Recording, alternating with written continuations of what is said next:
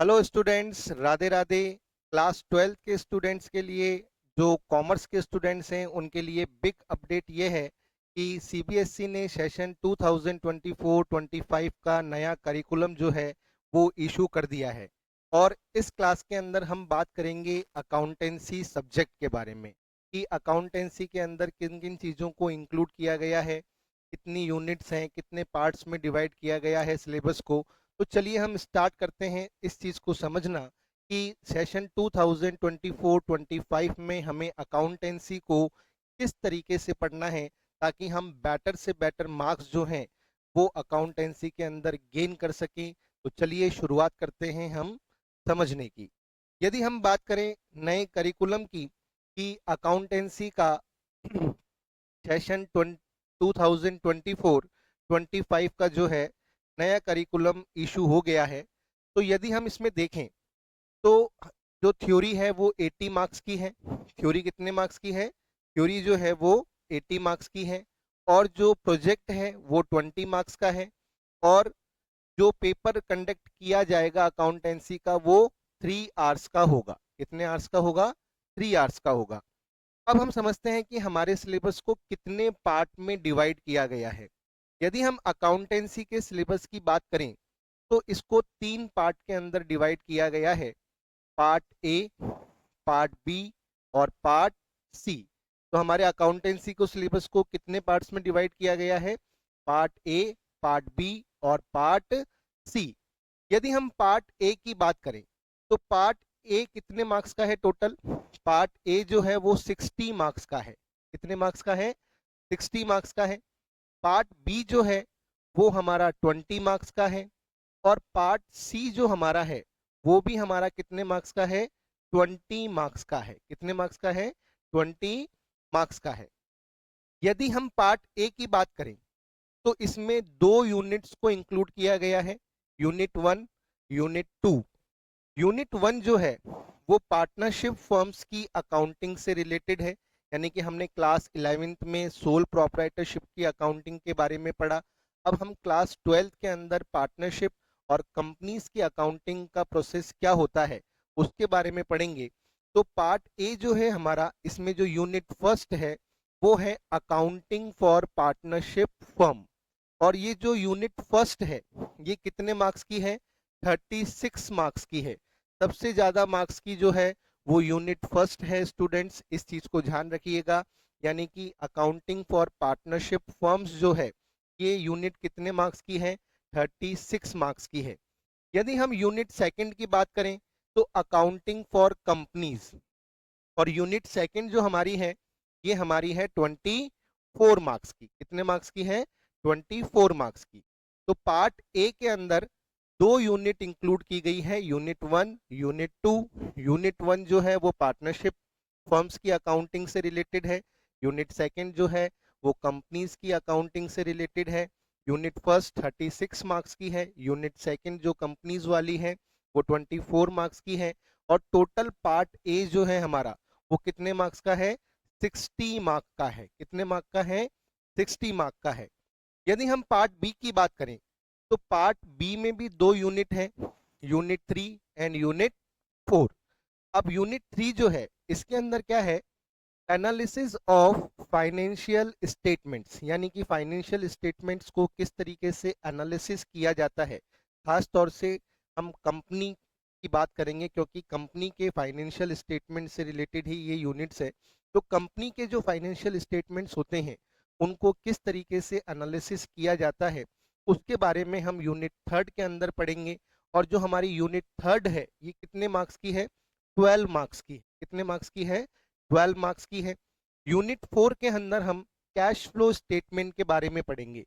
ये भी एक तरीके से फाइनेंशियल स्टेटमेंट एनालिसिस का एक टूल होता है, लेकिन इसको अलग से यूनिट 4 में इंक्लूड किया गया है। और कैश फ्लो स्टेटमेंट जो हमारा है चैप्टर यूनिट 4 के अंदर, ये कितने मार्क्स का है? ये 8 मार्क्स का है। कितने मार्क्स का है? 8 मार्क्स का है। तो पार्ट बी जो हमारा है इसके अंदर भी 2 यूनिट्स को इंक्लूड किया गया है ना। एक तो एनालिसिस ऑफ फाइनेंशियल स्टेटमेंट की यूनिट है और एक कैश फ्लो स्टेटमेंट की यूनिट है। और टोटल पार्ट बी जो हमारा है ये कितने मार्क्स का है? 20 मार्क्स का है। तो पार्ट ए 60 मार्क का, पार्ट बी हमारा 20 मार्क्स का है।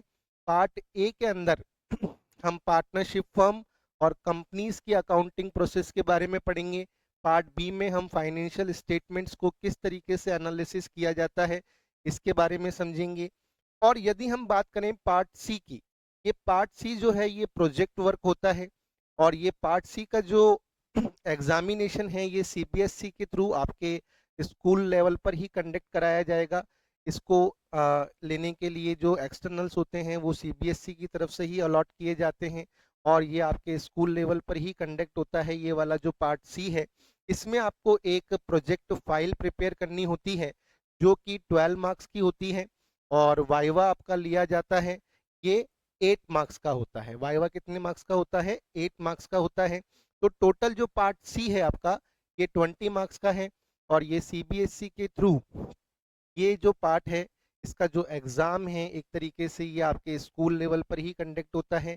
इसको लेने के लिए जो है एक्सटर्नल्स जो है अलॉट किए जाते हैं, और वही आपके स्कूल में आकर आपके पार्ट सी को क्या कराते हैं? कंडक्ट कराते हैं। और इसमें आपका सब्जेक्ट टीचर जो होता है अकाउंटेंसी का, वो आपको प्रोजेक्ट फाइल प्रिपेयर कराते हैं और आपको वाइवा की क्या कराते हैं? तैयारी कराते हैं।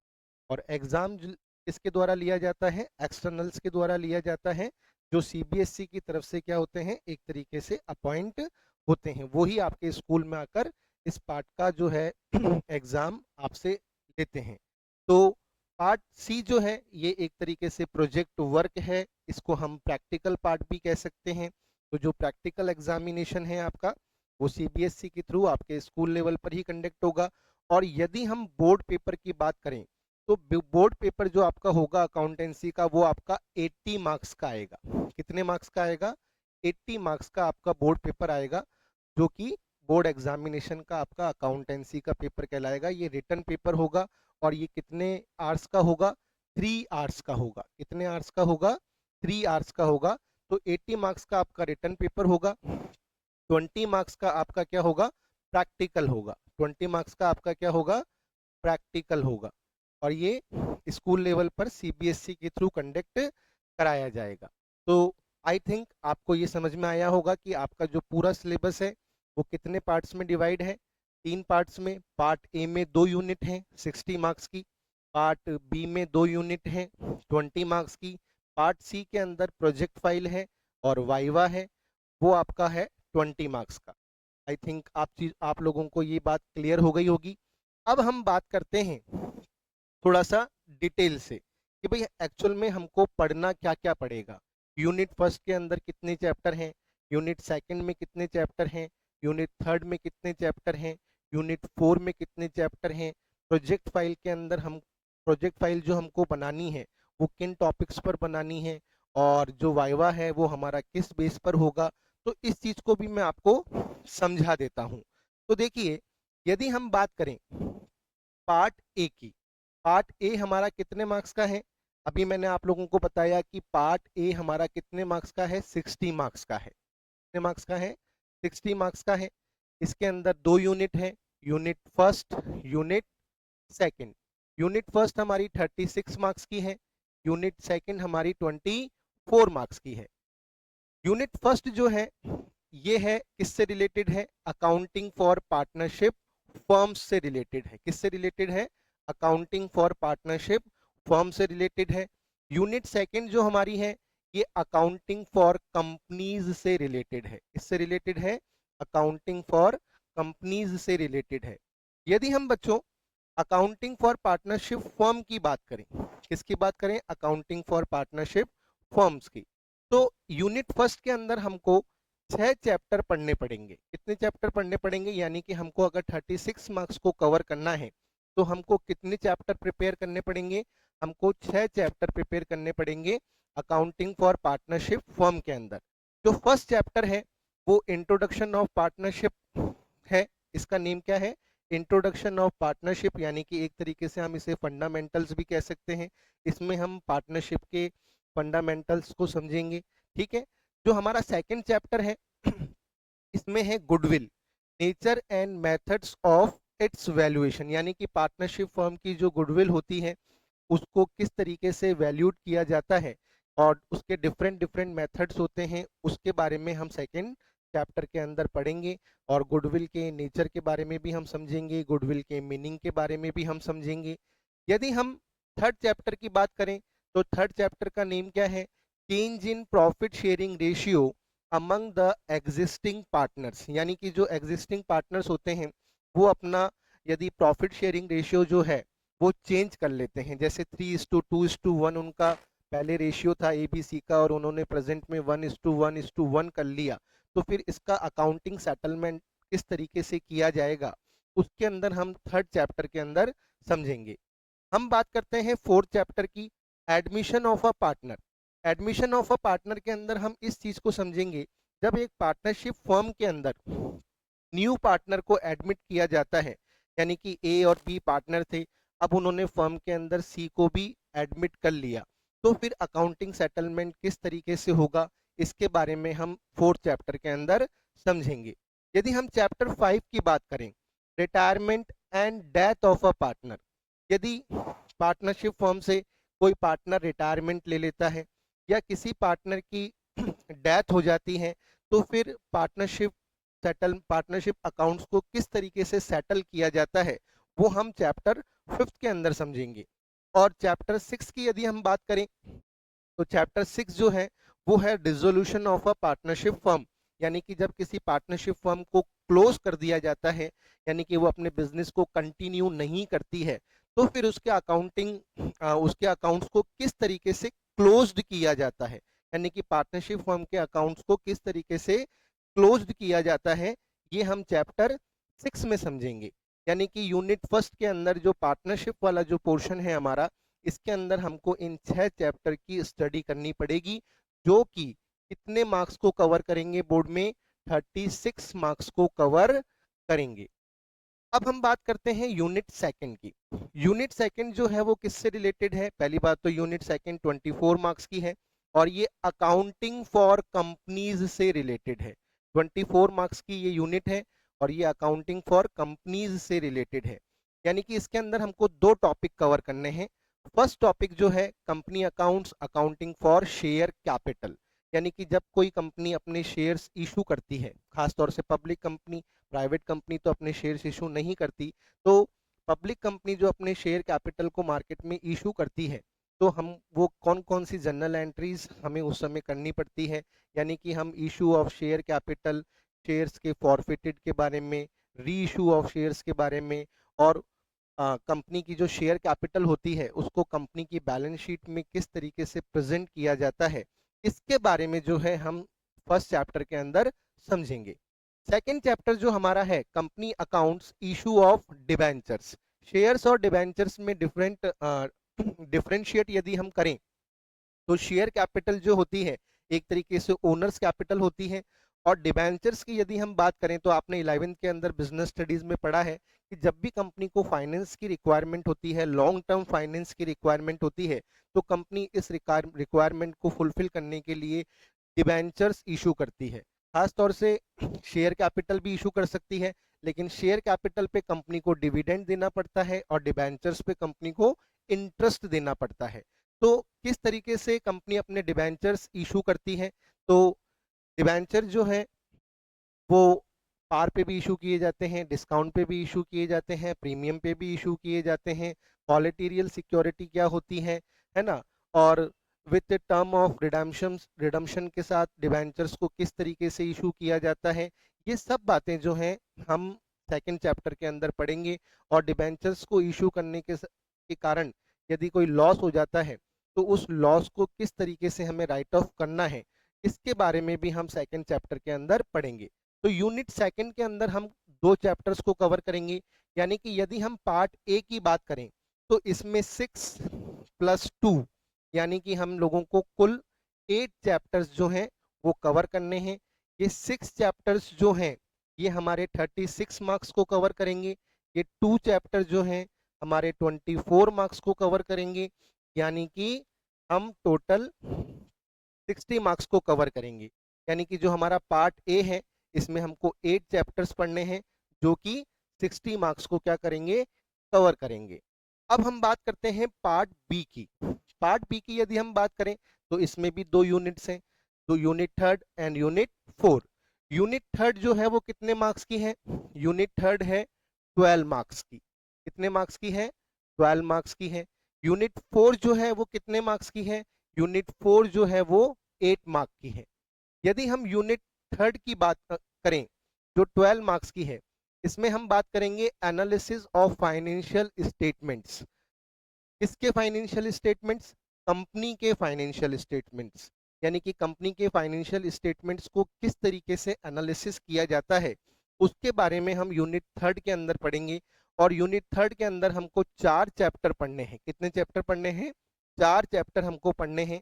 ये 3 चैप्टर्स की यदि मैं आपसे बात करूं, शुरुआत के 2 चैप्टर्स की, तो ये थियोरिटिकल चैप्टर्स हैं। और ये 2 चैप्टर्स की अगर मैं आपसे बात करूं तो ये प्रैक्टिकल चैप्टर्स हैं।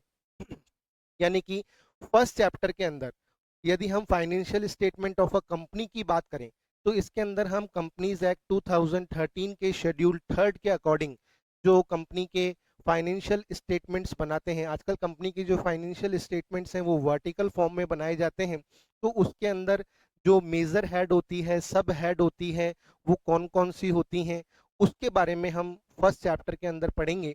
और यदि हम सेकेंड चैप्टर की बात करें, तो फाइनेंशियल स्टेटमेंट को एनालिसिस करने का मतलब क्या है, क्यों किया जाता है, उसका सिग्निफिकेंस क्या क्या है, और इस फाइनेंशियल स्टेटमेंट एनालिसिस की लिमिटेशंस क्या क्या हैं, इसके बारे में हम पढ़ेंगे। तो ये 2 चैप्टर एक तरीके से थ्योरेटिकल चैप्टर हैं। इसमें हम कंपनी के फाइनेंशियल स्टेटमेंट्स के फॉर्मेट्स के बारे में पढ़ेंगे, मेजर हेड सब हेड को समझेंगे। सेकेंड चैप्टर में हम फाइनेंशियल स्टेटमेंट एनालिसिस का मीनिंग क्या होता है, उसका सिग्निफिकेंस क्या है, उसका लिमिटेशन क्या है, इसके बारे में पढ़ेंगे। अब थर्ड चैप्टर की यदि हम बात करें, तो tools for financial statement analysis, यानी कि कंपनी के फाइनेंशियल स्टेटमेंट को एनालिसिस करने के जो टूल हैं, कंपैरेटिव और कॉमन साइज स्टेटमेंट्स, इनके बारे में पढ़ेंगे कि कंपैरेटिव बैलेंस शीट कैसे प्रिपेयर की जाती है, कंपैरेटिव पीएनएल कैसे तैयार किया जाता है, कॉमन साइज बैलेंस शीट क्या होती है, ये कैसे प्रिपेयर की जाती है, कॉमन साइज पीएनएल जो है वो कैसे प्रिपेयर किया जाता है, और उसको किस तरीके से एनालिसिस किया जाता है, क्योंकि भाई फाइनेंशियल स्टेटमेंट को एनालिसिस करने के ये टूल है। उसी तरह हम बात करेंगे अकाउंटिंग रेशियोज। हमारे सिलेबस के अंदर 4 तरह के रेशियोज जो हैं इंक्लूड किए गए हैं, liquidity ratio, solvency ratio, turnover या एक्टिविटी रेशियो और प्रॉफिटेबिलिटी रेशियो। तो ये रेशियोज क्या होते हैं, ये भी, इनसे भी फाइनेंशियल स्टेटमेंट को एनालिसिस किया जाता है। 4 तरह के रेशियोज जो हैं वो हमारे क्लास 12 के सिलेबस के अंदर इंक्लूड किए गए हैं। तो एक तरीके से यूनिट थर्ड के अंदर इन 12 मार्क्स को कवर करने के लिए हमें ये 4 सब टॉपिक्स जो हैं कवर करने पड़ेंगे। तो 12 मार्क्स जो हैं वो हमारे प्रिपेयर हो जाएंगे। यदि हम यूनिट 4 की बात करें, जो 8 मार्क्स का है ना, यूनिट 4 कितने मार्क्स की है? 8 मार्क्स की है। और इसके अंदर हम कैश फ्लो स्टेटमेंट किस तरीके से प्रिपेयर किया जाता है, इनडायरेक्ट मेथड से कैश फ्लो स्टेटमेंट को किस तरीके से प्रिपेयर किया जाता है, तो उसके बारे में हम पढ़ेंगे। कैश फ्लो स्टेटमेंट 3 पार्ट्स में डिवाइड होता है, ऑपरेटिंग एक्टिविटीज, इन्वेस्टिंग एक्टिविटीज और फाइनेंशियल एक्टिविटीज। तो एक कंपनी के जो फाइनेंशियल स्टेटमेंट होते हैं उससे कैश फ्लो स्टेटमेंट को किस तरीके से प्रिपेयर किया जाता है, और ये हमें कैश के इनफ्लो और आउटफ्लो के बारे में इंफॉर्मेशन प्रोवाइड करता है। तो इस कैश फ्लो स्टेटमेंट को किस तरीके से प्रिपेयर करते हैं, इसके बारे में हम यूनिट 4 के अंदर पढ़ेंगे। तो आपको पता लग गया होगा कि पार्ट ए के अंदर हमको किस तरीके से प्रिपरेशन करनी है, पार्ट बी के अंदर हमको किस तरीके से प्रिपरेशन करनी है। यदि हम बात करें पार्ट सी की, तो देखिए पार्ट सी हमारा कितने मार्क्स का है? पार्ट सी हमारा जो है वो है 20 मार्क्स का। कितने मार्क्स का है? 20 मार्क्स का। और मैंने आप लोगों को बता दिया कि पार्ट सी जो है वो सीबीएसई के थ्रू जो है स्कूल लेवल पर ही कंडक्ट कराया जाता है। इसमें आपको एक प्रैक्टिकल फाइल प्रिपेयर करनी होती है और आपका वाइवा होता है। प्रैक्टिकल फाइल जो है आपको 12 मार्क्स की है। पहली बात तो ये कि प्रैक्टिकल फाइल कितने मार्क्स की है? 12 मार्क्स की है। और आपको जो नया करिकुलम अभी सीबीएसई का आया है उसमें ये 4 टॉपिक्स दिए गए हैं। तो आपको इन 4 टॉपिक में से एनी 2 एस्पेक्ट्स, यानी कि किसी भी 2 टॉपिक्स के ऊपर, है ना, आपको प्रैक्टिकल फाइल क्या करनी है? प्रिपेयर करनी है, और इसमें जो आपके स्कूल के टीचर हैं, अकाउंटेंसी के जो भी टीचर हैं, वो आपकी हेल्प करेंगे कि भाई आपको किन 2 टॉपिक्स के ऊपर जो है अपनी प्रैक्टिकल फाइल को क्या करना है, प्रिपेयर करना है। यदि हम बात करें वाइवा की, तो वाइवा जो है नॉर्मली जो एक्सटर्नल आते हैं, वो आपने जो प्रैक्टिकल फाइल प्रिपेयर की होती है उसी में से आपसे क्वेश्चंस जो है वो पुटअप करते हैं। इसके अलावा वो आपकी बेसिक नॉलेज को चेक करने के लिए पार्टनरशिप, कंपनीज और क्लास 11 से रिलेटेड भी जो है अकाउंटिंग क्वेश्चंस जो हैं, आपके अकाउंटेंसी से रिलेटेड बेसिक कंसेप्ट से रिलेटेड क्वेश्चंस जो हैं वो आपसे पूछ सकते हैं। तो ये जो पार्ट सी है हमारा, ये स्कूल लेवल पर ही जो है कंडक्ट कराया जाता है सीबीएसई के थ्रू, और इसको लेने के लिए जो है एक्सटर्नल्स बाहर से आते हैं, यानी कि अदर स्कूल्स से आते हैं, जिन्हें सीबीएसई क्या करता है, अलॉट करता है। मैं आपको पार्ट बी के बारे में भी एक इंफॉर्मेशन देना चाहूँगा कि कई स्कूल्स के अंदर पार्ट बी में जो है कंप्यूटराइज्ड अकाउंटिंग को इंक्लूड किया जाता है, यानी कि वो सिलेबस में पार्ट बी के फॉर्म में कंप्यूटराइज्ड अकाउंटिंग को पढ़ाते हैं। लेकिन मोस्टली स्कूल्स के अंदर पार्ट बी के अंदर जो है यूनिट 3 और यूनिट 4 के रूप में जो है एनालिसिस ऑफ फाइनेंशियल स्टेटमेंट और कैश फ्लो स्टेटमेंट को पढ़ाया जाता है। तो जब आप बोर्ड का पेपर देने जाएंगे तो आपको वहाँ पर पेपर के अंदर चॉइस मिलेगी कि आप पार्ट बी में इसको भी कर सकते हैं और कंप्यूटराइज्ड अकाउंटिंग वाला जो पोर्शन है, इन दोनों में से किसी एक पोर्शन को अटेम्प्ट कर सकते हैं। तो आपके स्कूल के अंदर अगर पार्ट बी में इसको पढ़ाया गया है तो आप इसी के क्वेश्चंस को अटेम्प्ट करेंगे, और यदि पार्ट बी के फॉर्म में आपको कंप्यूटराइज्ड अकाउंटिंग को पढ़ाया गया है तो आप उसको, उनके क्वेश्चंस को क्या करेंगे, कंप्यूटराइज्ड अकाउंटिंग के जो क्वेश्चंस हैं उसको अटेम्प्ट करेंगे। लेकिन यहाँ पर अपन ने जो क्लास बात करी है वो पार्ट बी के अंदर फाइनेंशियल स्टेटमेंट एनालिसिस और कैश फ्लो स्टेटमेंट के बारे में मैंने आपको इन्फॉर्मेशन दी है। कंप्यूटराइज्ड अकाउंटिंग जो है वो बहुत कम स्कूलों के अंदर जो है पार्ट बी के अंदर इंक्लूड किया जाता है। मोस्टली स्कूलों के अंदर पार्ट बी के अंदर जो है यूनिट 3 और यूनिट 4 के रूप में इसी पार्ट को जो है पढ़ाया जाता है। तो मैंने आपको ये बता दिया। अब देखिए हमने इस चीज़ को अच्छी तरीके से समझ लिया कि भाई हमारा जो सिलेबस है वो किस तरीके का है, 3 पार्ट्स के अंदर डिवाइड है। पार्ट ए जो है वो हमारा 60 मार्क्स का है, पार्ट बी 20 मार्क्स का है, और पार्ट सी जो है वो भी 20 मार्क्स का है। और हमें कितने टॉपिक जो हैं वो कवर करने हैं। यदि हम पार्टनरशिप फर्म की बात करें तो इसमें हमको 6 टॉपिक कवर करने हैं। यदि हम कंपनीज अकाउंटिंग की बात करें तो इसमें हमको 2 टॉपिक कवर करने हैं। यदि हम फाइनेंशियल स्टेटमेंट एनालिसिस की बात करें तो इसमें हमको 4 टॉपिक कवर करने हैं। कितने टॉपिक कवर करने हैं, 4 टॉपिक हमको कवर करने हैं। और कैश फ्लो स्टेटमेंट एक टॉपिक है। तो कुल मिलाकर हमको पार्ट ए और पार्ट बी को कवर करने के लिए कितने टॉपिक्स को पढ़ना पड़ेगा, हमको पढ़ना पड़ेगा टोटल 13 टॉपिक्स। कितने टॉपिक्स पढ़ने पड़ेंगे, टोटल हमको 13 टॉपिक्स पढ़ने पड़ेंगे। तब हमारा जो ये 80 मार्क्स वाला जो पार्ट है ये कवर होगा, ठीक है ना। और पार्ट सी जो है वो प्रोजेक्ट वर्क है, उसमें आपको एक प्रोजेक्ट फाइल प्रिपेयर करनी है और आपको वाइवा की तैयारी करनी है। और मैंने आपको बता ही दिया कि कई स्कूलों में पार्ट बी के अंदर कंप्यूटराइज्ड अकाउंटिंग वाला पोर्शन पढ़ाया जाता है। तो अगर आपकी स्कूल के अंदर ये पढ़ाया जा रहा है तो आपको इसके क्वेश्चंस को अटेम्प्ट करना पड़ेगा। लेकिन मोस्टली स्कूलों के अंदर पार्ट बी के अंदर जो है इसी को इंक्लूड किया जाता है सिलेबस के अंदर, ठीक है। अब यहाँ पर मैं आपको एक इंफॉर्मेशन और देना चाहूँगा कि बच्चों क्लास 12th का जो है हमने एक ऑनलाइन लाइव बैच जो है वो लॉन्च किया है सेशन 2024-25 का। सेशन 2024-25 के स्टूडेंट्स के लिए, कॉमर्स के स्टूडेंट के लिए हमने एक ऑनलाइन लाइव बैच जो है वो लॉन्च किया है। और ये इसके अंदर 3 सब्जेक्ट जो हैं आपको पढ़ाए जाएंगे, अकाउंट्स, इकोनॉमिक्स और बिजनेस स्टडीज़। यदि आप चाहें तो आप सिंगल कोर्स भी ज्वाइन कर सकते हैं। आप अकाउंट्स का कोर्स ज्वाइन करना चाहते हैं तो आप अकाउंट्स का कोर्स भी ज्वाइन कर सकते हैं। आप इको का कोर्स ज्वाइन करना चाहते हैं तो आप इको का कोर्स भी ज्वाइन कर सकते हैं। आप बिजनेस स्टडीज़ का कोर्स ज्वाइन करना चाहते हैं तो आप बिजनेस स्टडीज़ का कोर्स भी ज्वाइन कर सकते हैं।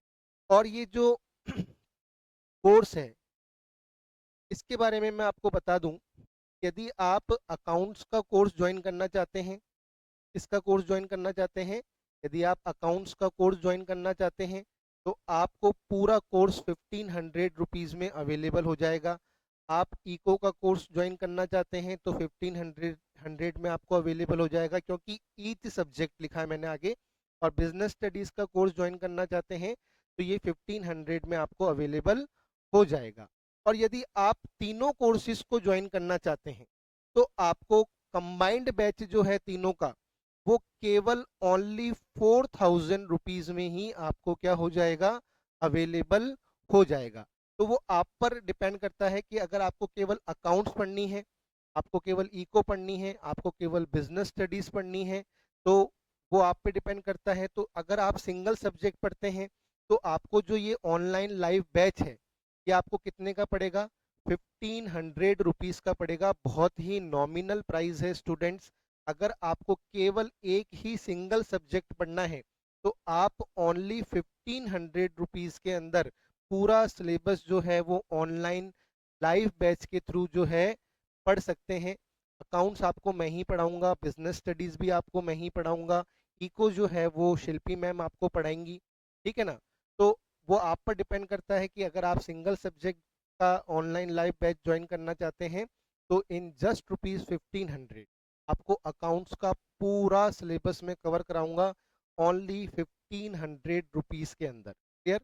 और इको का अगर आप ज्वाइन करते हैं ओनली 1500, बिजनेस स्टडीज का ज्वाइन करते हैं ओनली 1500। और यदि आप चाहते हैं कि हम कोई तीनों सब्जेक्ट ज्वाइन करने हैं तो आपको तीनों सब्जेक्ट का बैच केवल 4000 रुपीज में अवेलेबल हो जाएगा। अब क्वेश्चन ये उठता है कि हम इस बैच को कैसे ज्वाइन कर सकते हैं। तो इस बैच को आपको कैसे ज्वाइन करना है और इस बैच के क्या क्या फीचर्स हैं ये भी मैं आपको बताना चाहूँगा। तो इसमें इस बैच का जो पहला फीचर है वो क्या है, अनलिमिटेड वॉच टाइम, यानी कि जो भी लाइव क्लासेस होंगी उसको आप लाइव ज्वाइन कर सकते हैं। क्लास के बाद वो क्लास ऐप में ही रिकॉर्ड हो जाएगी और उस क्लास को आप कितनी भी बार देख सकते हैं, यानी कि आप बार बार उस क्लास को क्या कर सकते हैं, देख सकते हैं। इस कोर्स की जो वैलिडिटी रहेगी वो 1 ईयर रहेगी, यानी कि जब भी आप इस कोर्स को परचेज करेंगे तो 1 साल तक वो कोर्स आपके पास रहेगा। यानी कि जो भी लाइव क्लासेस होंगी उसको आप लाइव भी ज्वाइन कर सकते हो, उसमें अपने क्वेश्चंस पुट अप कर सकते हो, हमसे क्वेश्चंस पूछ सकते हो, मैं आपको उसका जवाब दूंगा। और यदि आप सपोज कीजिए कभी लाइव क्लास मिस कर देते हैं तो वही क्लास आपको ऐप में रिकॉर्ड हो जाएगी हाथों हाथी, और वो आपको ऐप के अंदर अवेलेबल हो जाएगी। उस क्लास को आप अनलिमिटेड, यानी कि कितनी भी बार क्या कर सकते हैं, रिपीट कर कर देख सकते हैं। और इस कोर्स की जो वैलिडिटी है वो 1 ईयर, यानी कि till the date of examination, अपन कह सकते हैं कि till the date of examination तक आपके पास ये कोर्स रहेगा। एमसीक्यूज ऑनलाइन टेस्ट सीरीज, इसका मतलब क्या है कि आजकल आपका जो 80 मार्क्स का जो पेपर होगा अकाउंटेंसी का, उसमें 20 क्वेश्चंस जो हैं वो एमसीक्यू पैटर्न पर आएंगे। कितने क्वेश्चंस जो हैं, वो आपके 20 क्वेश्चंस जो हैं वो किस पैटर्न पर आएंगे, मल्टीपल चॉइस क्वेश्चन के फॉर्म में आएंगे। तो मैंने क्या किया है, topic wise MCQs online test series prepare करी है इन 13 टॉपिक्स की। तो उस एमसीक्यू ऑनलाइन टेस्ट सीरीज को आप अनलिमिटेड अटेम्प्ट्स के साथ क्या कर सकते हैं, दे सकते हैं। यानी कि क्या होगा कि जब आप एमसीक्यू ऑनलाइन टेस्ट सीरीज को अटेम्प्ट करेंगे तो आपको इन 20 क्वेश्चंस की प्रैक्टिस अच्छी तरीके से हो जाएगी, यानी कि किस पैटर्न के क्वेश्चन एमसीक्यू फॉर्म में आपसे पूछे जा सकते हैं सब्जेक्ट से रिलेटेड। तो वो हमको प्रैक्टिस करनी पड़ेगी, मल्टीपल चॉइस क्वेश्चंस की हमको प्रैक्टिस करनी पड़ेगी, बुक के पीछे भी दे रखे होते हैं। तो हमने क्या किया है, उन क्वेश्चंस को topic wise online test series के फॉर्म में बना दिया है ताकि बच्चे क्या कर सकें, उनको ऑनलाइन टेस्ट सीरीज को दे सकें। इससे दो फायदे होंगे, एक तो टाइम मैनेजमेंट आपको करना आएगा और प्लस आपको ये भी समझ में आएगा कि किस तरह के एमसीक्यू क्वेश्चंस जो हैं सब्जेक्ट रिलेटेड हमसे एग्जाम में पूछे जा सकते हैं। तो अनलिमिटेड अटेम्प्ट्स, आप कितनी भी बार उन ऑनलाइन टेस्ट सीरीज को दे सकते हो और अभ्यास कर सकते हो।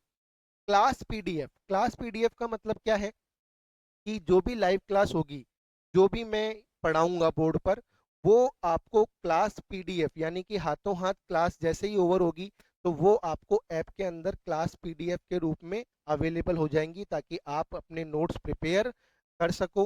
तो आपको पूरा का पूरा जो भी क्लास लाइव क्लासेस होंगी उसके बाद हाथों हाथ जो भी आपको इस बोर्ड के ऊपर पढ़ाया गया है वो आपको पीडीएफ के फॉर्म में ऐप के अंदर क्लास के ओवर होने के बाद अवेलेबल करा दिया जाएगा। ई नोट्स का मतलब है जैसे बिजनेस स्टडीज है, इकोनॉमिक्स है, तो इनके जो चैप्टर वाइज पीडीएफ नोट्स हैं वो आपको अवेलेबल कराए जाएंगे।